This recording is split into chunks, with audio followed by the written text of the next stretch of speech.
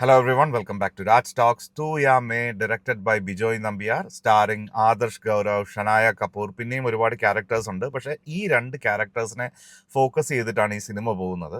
Trailer കണ്ടു കഴിഞ്ഞാൽ അത്യാവശ്യം ഇതിനെപ്പറ്റി ഒരു ഐഡിയ കിട്ടും. ഒരു മുതലയും അതിൻ്റെ വേട്ടയും അതിലകപ്പെട്ടു പോകുന്ന ഈ രണ്ട് ക്യാരക്ടേഴ്സും ഇത് തന്നെയാണ് ട്രെയിലറിൽ ക്ലിയർ ആയിട്ട് കാണിച്ചിട്ടുള്ളത്. 2018 പുറത്ത് വന്നിട്ടുള്ള തായ് സിനിമയായിട്ടുള്ള ദ പൂൾ, അതിൻ്റെ അഡാപ്റ്റേഷനാണിത്.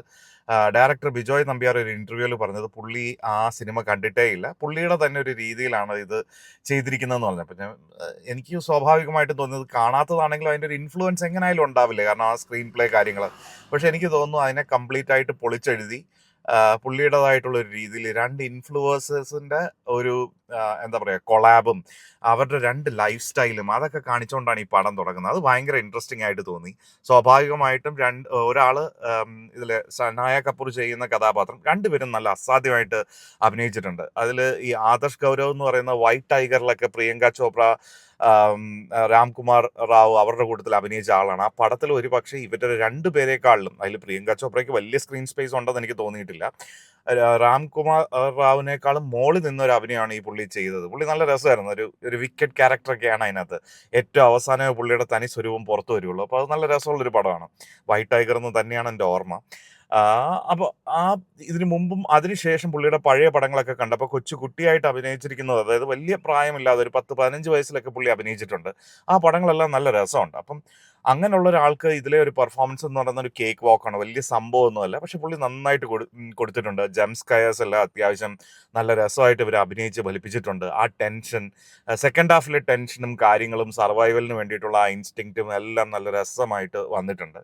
പക്ഷേ ഇത് രണ്ട് സിനിമയാണ്. ഫസ്റ്റ് ഹാഫ് ഒരു സിനിമയും സെക്കൻഡ് ഹാഫ് വേറൊരു സിനിമയും, അങ്ങനെയാണ് ഇത് എടുത്തു വെച്ചിരിക്കുന്നത്. ബട്ട് സ്റ്റിൽ ഒരു വാച്ചബിൾ അനുഭവമാണ്. രണ്ട് ഇൻഫ്ലുവൻസേഴ്സ്, ഒരാളുടെ ലൈഫ് സ്റ്റൈൽ എന്ന് പറയുന്നത്, ആദർശ് ഗൗരവിൻ്റെ ലൈഫ് സ്റ്റൈൽ എന്ന് പറയുന്നത് എന്താ, ഈ സിനിമയിലെ തന്നെ പുള്ളിയെ കളിയാക്കാൻ വേണ്ടിയിട്ട് സടക്ക മവാലി, ഗലീക കുത്ത അങ്ങനെയൊക്കെയാണ് പുള്ളിയെ പറയുന്നത്. അപ്പോൾ അത്രയും ഒരു സ്ലം ഏരിയയിൽ നിന്നൊക്കെ വരുന്ന ഒരു റാപ്പറാണ് പുള്ളി. അപ്പോൾ പുള്ളി ശ്വസിക്കുന്നതും സംസാരിക്കുന്നതും ചിന്തിക്കുന്നതും ഒക്കെ റാപ്പ് സോങ്ങിൻ്റെ ലിറിക്സും കാര്യങ്ങളൊക്കെയാണ്. പുള്ളി എപ്പോഴും എന്തെങ്കിലും ഒരു അപകടം വരുമ്പോൾ പോലും പുള്ളി സംസാരിക്കുന്നതും വേർഡ്സ് കോയിൻ ചെയ്യുന്നത് പോലും ഒരു റാപ്പിംഗ് സ്റ്റൈലാണ്. അപ്പോൾ ആ ഒരു ക്യാരക്ടറൊക്കെ നല്ല രസമായിട്ട് വന്നിട്ടുണ്ട്.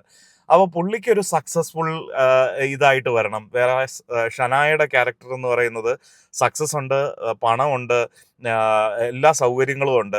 അപ്പോൾ ഇവരുടെ രണ്ടുപേരുടെയും ലൈഫ് സ്റ്റൈൽ, രാവിലെ ഉണർന്ന് എഴുന്നേറ്റിട്ടുള്ള രണ്ടുപേരുടെയും ലൈഫ് സ്റ്റൈലൊക്കെ കാണിക്കുമ്പോൾ ആ അന്തരം നല്ല രസമായിട്ട് കൊണ്ടുവന്നിട്ടുണ്ട്. സ്വാഭാവികമായിട്ട് ഇവർ രണ്ടും പ്രേമത്തിലാവുന്നു കൊളാബിലോടുകൂടി. ഭയങ്കര രസമാണ്. ഒരു സീനിലൊക്കെ ഇവർ രണ്ടുപേരെ ഒരു ടബിനകത്ത് ഇരുത്തിയിട്ടുള്ളൊരു സീനും കാര്യങ്ങളൊക്കെ ഉണ്ട്. രണ്ടുപേരുടെ ടോസ് അങ്ങോട്ടും ഇങ്ങോട്ടും ഒക്കെ പെയിൻറ്റ് ചെയ്ത് ഇവരൊരു എന്താ പറയുക, ഒരു സീരിയസ് റിലേഷൻഷിപ്പ് അല്ല എന്ന് പറഞ്ഞൊക്കെ അന്യോന്യം വിശ്വസിപ്പിക്കുന്ന ഒരു രീതിയും, പിന്നെ അത് ഇമോഷണലി ഇവോൾവ് ആകുന്നതും. എല്ലാവരും ജെൻസി എന്ന് പറയുന്നു. എല്ലാ കാലത്തും അതാത് യങ് ജനറേഷൻസ് ഇങ്ങനെയൊക്കെ റിബലായിട്ട് തന്നെയാണ് നിൽക്കുന്നത്. അപ്പം ഇവരുടെ ലൈഫിലൊരു പ്രശ്നം വരുന്നതും അത് പരിഹരിക്കാൻ വേണ്ടിയിട്ട് ഒരു ട്രിപ്പ് പോയിട്ട് നേരെ മുതലയുടെ ഒരു ഇതിൽ പെടുന്നതുമായിട്ടുള്ള സംഭവ വികാസങ്ങളാണ്. സംഭവം എനിക്ക് അത്യാവശ്യം വർക്കായി. ഒരു വൺ ടൈം വാച്ചബിൾ.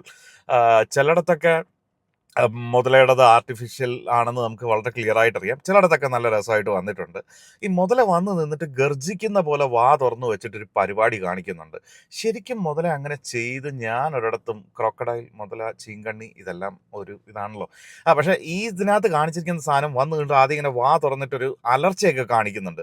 ഇത് ശരിക്കുള്ള ഇതിൽ ഇത് ചെയ്യുന്നുണ്ടോ ഇല്ലയോ എന്ന് എനിക്ക് അറിഞ്ഞുകൂടാ. എനിക്ക് അത് തിയേറ്ററിൽ ഇരുന്നപ്പോൾ മുഴുവൻ ഇത് 1-2 പ്രാവശ്യം വന്നൊന്ന് ചാർജ് ചെയ്യും, എന്നിട്ടാണ് ഇത് അറ്റാക്ക് ചെയ്യാൻ വരുന്നത്. സാധാരണ കണ്ടിട്ടുള്ളത് ഡയറക്റ്റ് വന്ന് കടിച്ചെടുത്ത് പോകുന്ന പോലെയാണ്. ആ ഒരു സംശയങ്ങളും കാര്യങ്ങളൊക്കെ ഉണ്ടായിരുന്നില്ല. എങ്കിൽ അത്യാവശ്യം ഫണ്ണി ആയിട്ടുള്ള ഒരു ഫസ്റ്റ് ഹാഫ്, ഇതുപോലത്തെ കുറേ കോംപ്ലിക്കേഷൻസും കാര്യങ്ങളും. സെക്കൻഡ് ഹാഫിലോട്ട് വരുമ്പോൾ ഒരു സർവൈവൽ ത്രില്ലറിലോട്ട് പോകുന്നു, ഇതിൽ നിന്ന് രക്ഷപ്പെടുന്നു. ചില സീനൊക്കെ പക്ക നമ്മൾ കണ്ടിട്ടുള്ള ഒരുപാട് സിനിമാറ്റിക് ലിബർട്ടിയിൽ തന്നെ ചെയ്തു വെച്ചിട്ടുള്ള, സിനിമകളിൽ കണ്ടിട്ടുള്ള, പേടിപ്പിക്കാൻ വേണ്ടിയിട്ട് മാത്രം ഒരു കൈയുടെ കഷ്ണം, കാലിൻ്റെ കഷ്ണം, ലെഗ് പീസ് അങ്ങനെയൊക്കെ കൊണ്ടുവന്ന് ഇട്ടിട്ടുണ്ട്. ബട്ട് സ്റ്റിൽ റോമിയോ തന്ന ആഘാതം കൊണ്ട് ആയിരിക്കാം എൻ്റെ സെൻസസിൽ ഇതൊരു വാച്ചബിൾ അനുഭവമായിട്ട് എനിക്ക് തോന്നി. ടോപ്പ് നോച്ച് അല്ല, but still it's A watchable one.